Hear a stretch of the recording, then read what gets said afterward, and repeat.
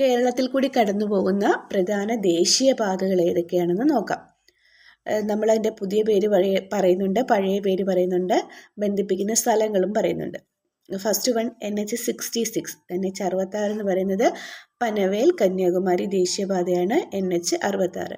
ഇനി ഇതിൻ്റെ കേരളത്തിലെ പഴയ പേരെന്ന് പറയുന്നത് NH47ഉം NH17. ഇത് രണ്ടും കൂടി ചേർത്താണ് 66 ആയത്.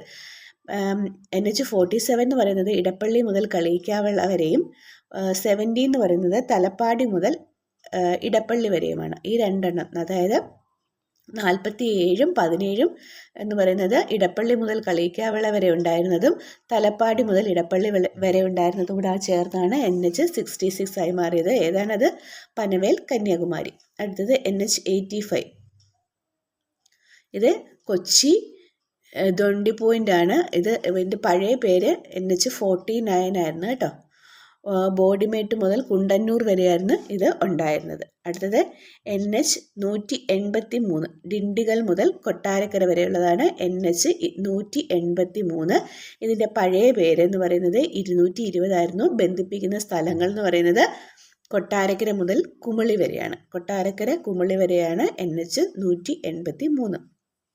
അടുത്തത് 544. സേലം മുതൽ എറണാകുളം വരെയാണ്. ഇതിൻ്റെ പഴയ പേരും 47 ആയിരുന്നു. ബന്ധിപ്പിക്കുന്ന സ്ഥലം വാളയാർ മുതൽ ഇടപ്പള്ളി വരെ. NH47 പഴയ പേര്, പുതിയ പേര് 544. ബന്ധിപ്പിക്കുന്ന സ്ഥലം എറണാകുളം, സേലം. അടുത്തത് 744. 744 എന്ന് പറയുന്നത് കൊല്ലം തിരുമംഗലമാണ്. പഴയ പേരെന്ന് പറയുന്നത് 208 ആണ്. കൊല്ലം മുതൽ കഴുതുരുട്ടി വരെയാണ് ബന്ധിപ്പിക്കുന്ന സ്ഥലങ്ങൾ. കൊല്ലം കഴുതുരുട്ടി. പാതയുടെ പേര് കൊല്ലം തിരുമംഗലം. പുതിയ പേര് 744. പഴയ പേര് 208.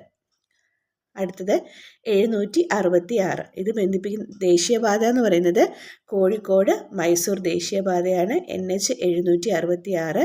പഴയ പേരെന്ന് പറയുന്നത് 212 ആയിരുന്നു. കോഴിക്കോട് മുതൽ മുത്തങ്ങ വരെയാണ് ബന്ധിപ്പിക്കുന്ന സ്ഥലങ്ങൾ. കോഴിക്കോട് മുതൽ മുത്തങ്ങ വരെ. അടുത്തത് NH966. 966. ബന്ധിപ്പിക്കുന്ന സ്ഥലങ്ങൾ ഫാറൂഖ് മുതൽ പാലക്കാട് വരെയാണ്. പഴയ പേര് 213 ആണ്. ദേശീയപാത ഫാറൂഖ് പാലക്കാടാണ്.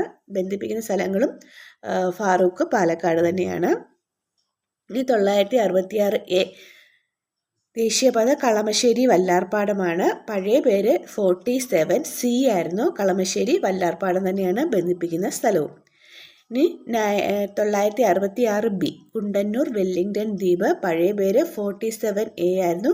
ബന്ധിപ്പിക്കുന്ന സ്ഥലങ്ങൾ കുണ്ടന്നൂറും വെല്ലിംഗ്ടൺ ദ്വീപും. ഇനി 183A. അത് ബന്ധിപ്പിക്കുന്നത് ഭരണിക്കാവ് വണ്ടിപ്പെരിയാറാണ്. പാതയുടെ പേര് ഭരണിക്കാവ് വണ്ടിപ്പെരിയാറാണ്. പഴയ പേരൊന്നുമില്ല, പുതിയതാണ്. അടുത്തത് 185. അടിമാലി കുമളി ദേശീയപാത. ബന്ധിപ്പിക്കുന്ന സ്ഥലങ്ങൾ അടിമാലി കുമളി തന്നെയാണ്. കേരളത്തിലെ ആദ്യ ദേശീയപാത ഏതാണെന്ന് ചോദിച്ചാൽ ഏതാണ്? NH47 ആണ്. കേരളത്തിൽ കൂടി കടന്നു പോകുന്ന ഏറ്റവും നീളം കൂടിയ ദേശീയപാത ഏതാണ്? NH66 ആണ്. ഏറ്റവും നീളം കുറഞ്ഞ ദേശീയപാത എന്ന് പറയുന്നത് NH966B ആണ് കേട്ടോ. പഴയ NH47A എന്ന് പറയുന്നില്ലേ, കുണ്ടന്നൂർ വെല്ലിംഗ്ടൺ, അതാണ് കേരളത്തിലൂടെ കടന്നു പോകുന്ന ഏറ്റവും ചെറിയ ദേശീയപാത.